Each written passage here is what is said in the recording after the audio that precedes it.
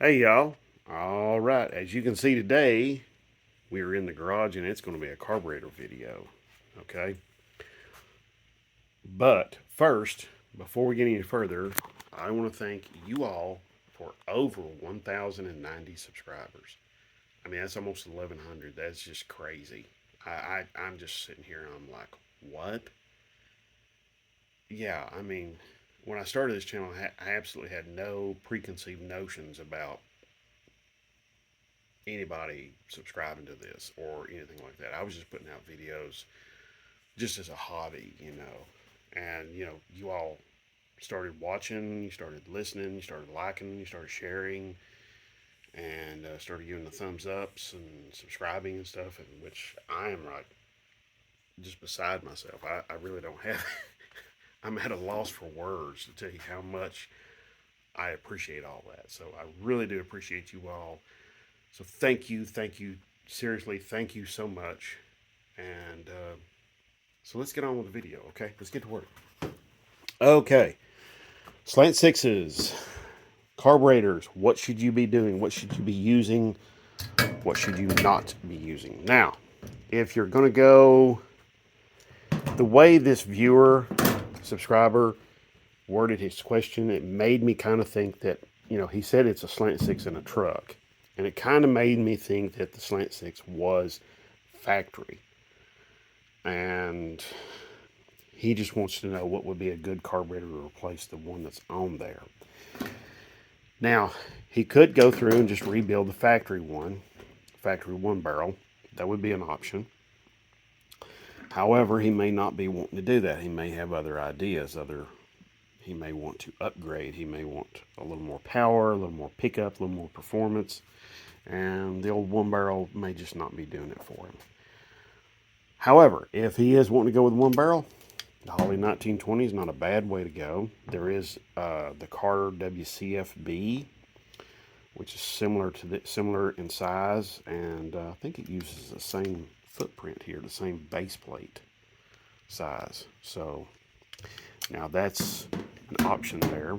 Uh, Warning: if you ever rebuild one of these, they're pretty challenging. So it's one of the more challenging carburetors I have rebuilt. So, the one barrel, it's great because it's just going to bolt right onto a one barrel intake.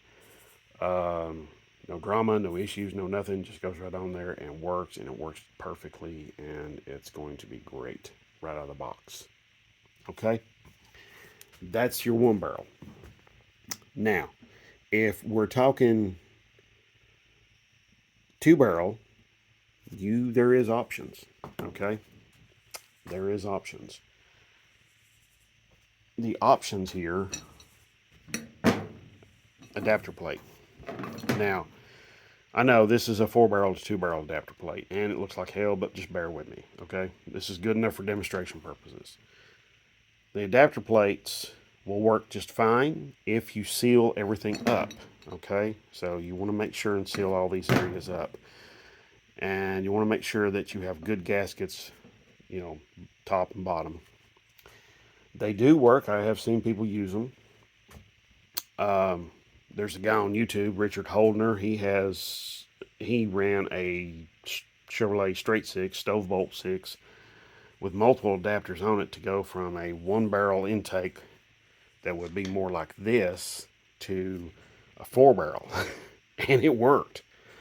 And it worked on the dyno. So, and I think pretty smart cookie could probably tune it just a little bit more and make it work on the street. Now, of course, with multiple adapters, you're going to get multiple possibilities for a vacuum leak. But that's why I say good gaskets. Don't chinch out. And the little paper thin gaskets on something like this, no. You want to get a thicker gasket. Matter of fact, I like using a thick gasket on the bottom of a carburetor regardless if it's going on an adapter or straight to the intake or whatever. I like using a thicker gasket, just a little bit better reassurance that I know it's going to leak, not going to leak. Okay? A lot less likely. Now, I'm talking all about, carburetors and adapter plates and all of that. And I'm talking about vacuum leaks and all of that. But here's something I want to stress to you all about is the operation of a carburetor. Okay, because we're seeing 4 barrels on here and we're seeing big 2 barrels and so on and so forth. I want to stress to you the operation of a carburetor is basically, it's not that difficult. Carburetors operate off of vacuum and volume of fuel.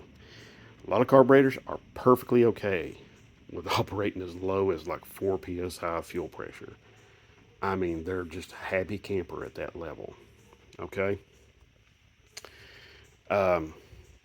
Yes, that's now, normally I think it's like 6 or 7, but like 4, I've seen some of them operate as little as 4 psi fuel pressure.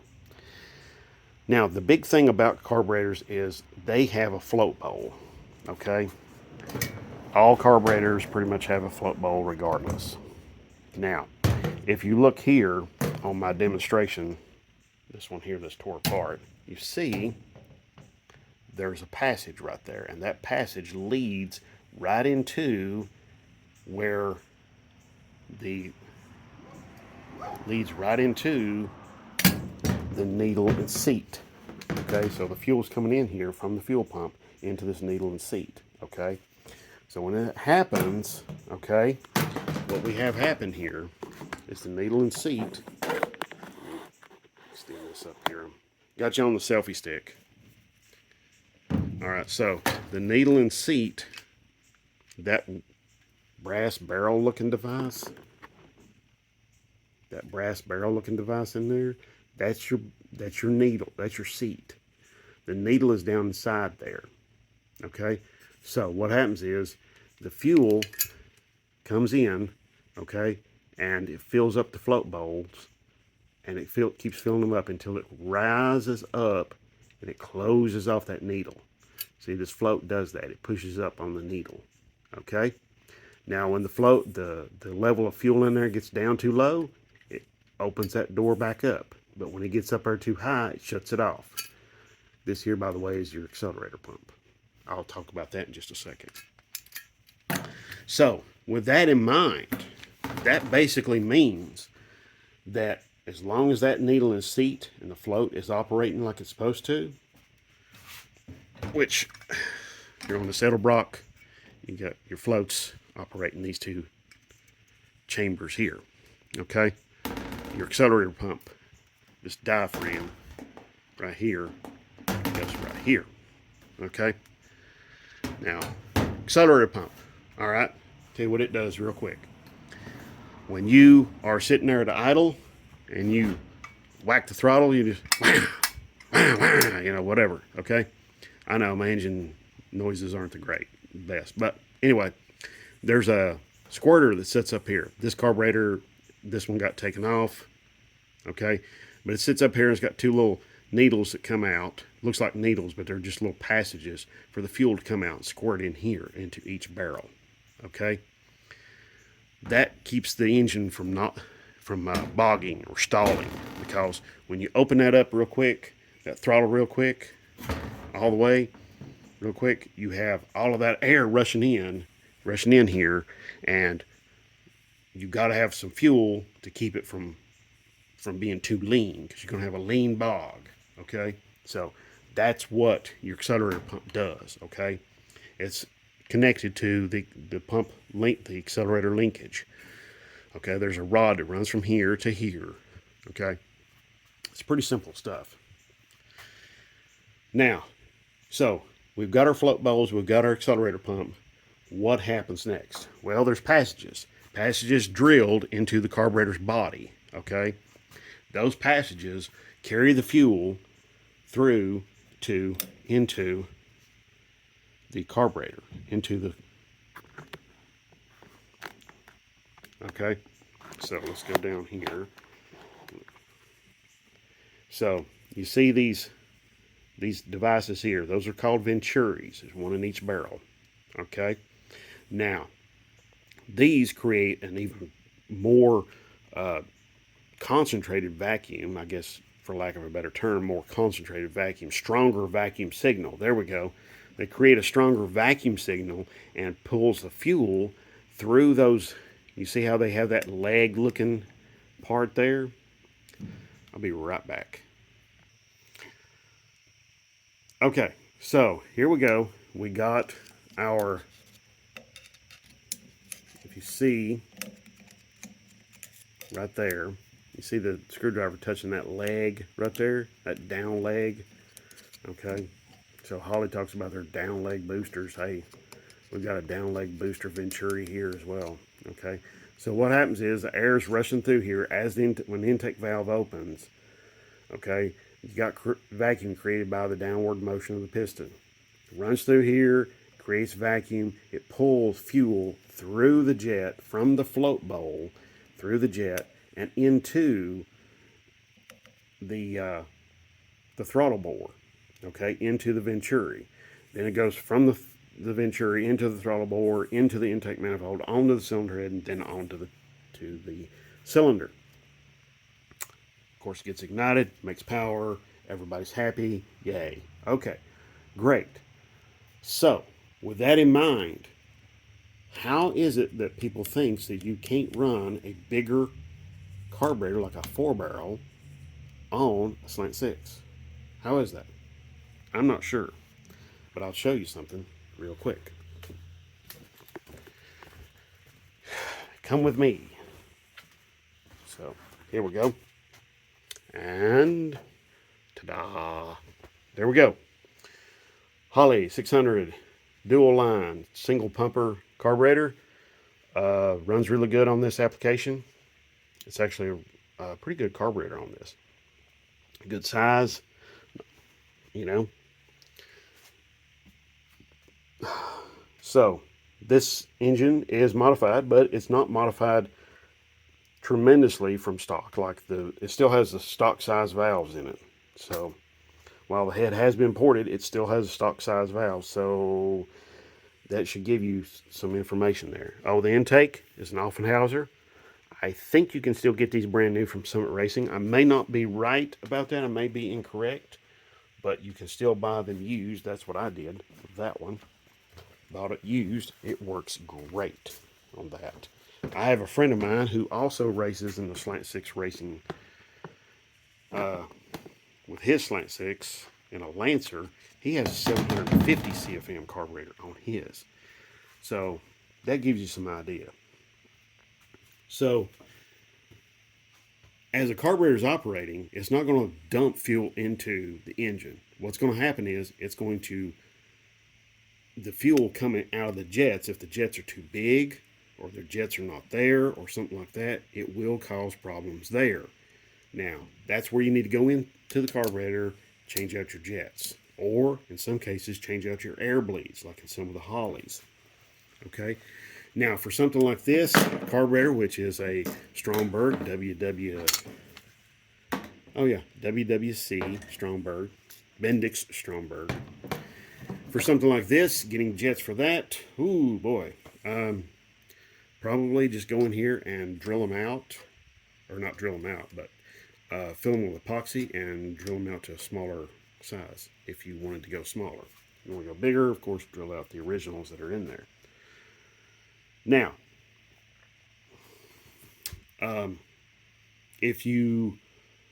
so with that all out of the way, with the operation of the carburetor, now, even though I'm talking about a 2-barrel, 4-barrel, 1-barrel, they all operate the same way.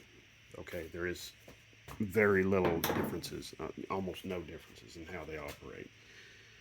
If you're going to go to the salvage yard to get yourself a carburetor, please do be aware you will run across something like this. This is not good. This is your typical carburetor that is throttle blades are frozen up and they're rusted and corroded. I mean, look at that. Yeah, you're not.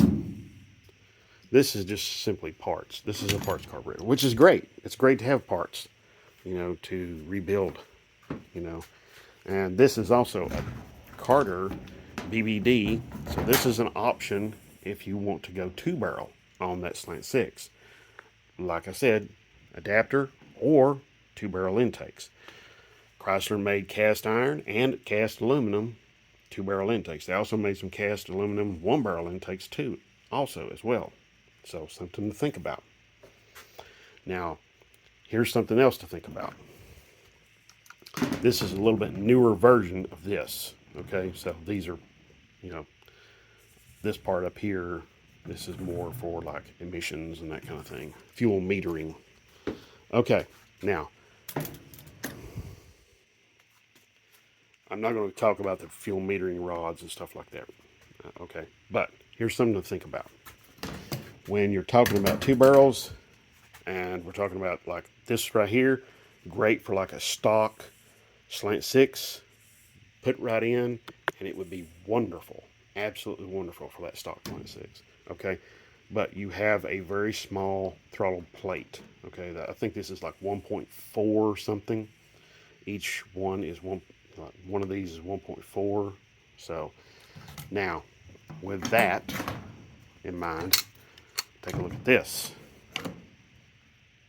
Yeah, you're looking at over 1.5. This is like 1.54 or something like that.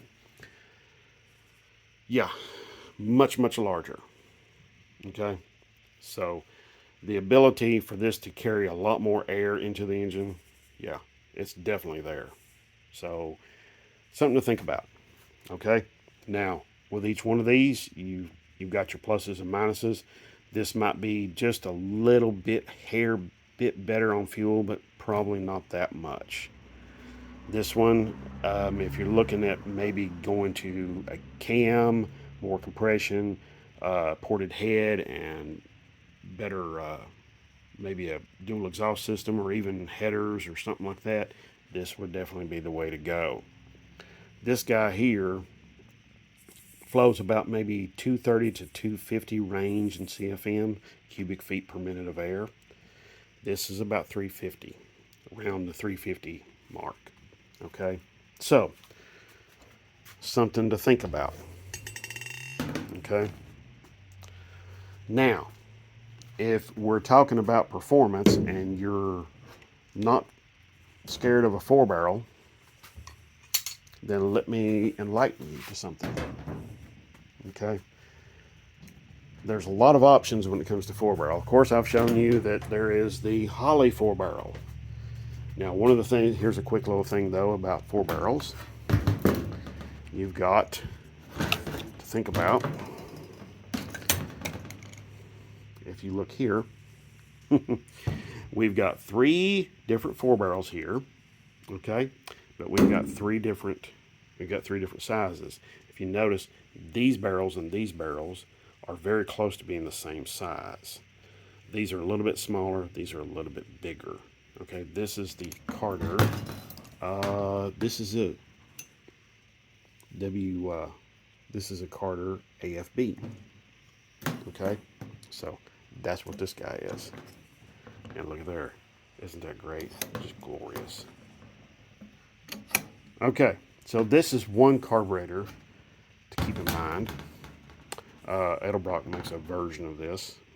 Okay, I have another Edelbrock that's like really great, but I don't have time to get it down, and this is like my 4th or 5th attempt at trying to make this video.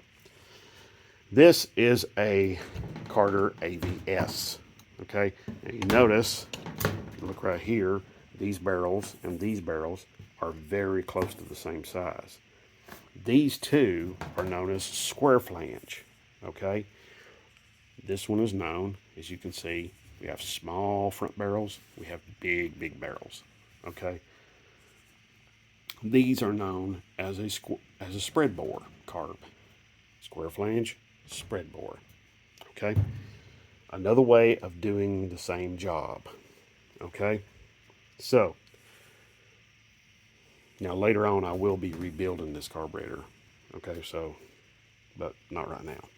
So something else to think about. This is a great, one of these could be a great addition to a slant 6. The Edelbrock could also be, not this particular one, this one's just parts. But yeah, you know, a 4-barrel like any of these here, the square flange, Holley, the Carter, Edelbrock, would be great for your slant 6. I've even seen some folks running this big monster. This is the Thermoquad, Carter Thermoquad. This one's dirty as a hog, but you get the point. And when these are jetted correctly and adjusted correctly, just like these, when they're adjusted correctly and jetted correctly, they will work wonders. They will surprise you. Fuel economy numbers will be really impressive, because here's something to think about with the thermoquad. And also, with the thermoquad, you've got these very small front barrels operating all the time, okay, as the engine is running. Now, whenever we open it up, we're opening it up, and we're opening up those back barrels. But as you can see, we're opening up the front barrels quite a bit, and the back barrels are just now starting to open. That's the great thing about these. It's a kind of a progressive carburetor, okay? So that's one of the great things about that. Although these are progressive too as well, most 4 barrels are, okay? So, but one other thing to remember is that, a lot of people will say, well, you're going to drown it with fuel. You're going to dump too much fuel into the engine. Well, no, the carburetor isn't dumping the fuel in there, okay? If it is, then there's something wrong with the carburetor itself. The engine is only pulling in what it wants, okay? What it needs, all right? So when you're down on that throttle and you're opening up all 4 blades all the time, and you're opening that dude up,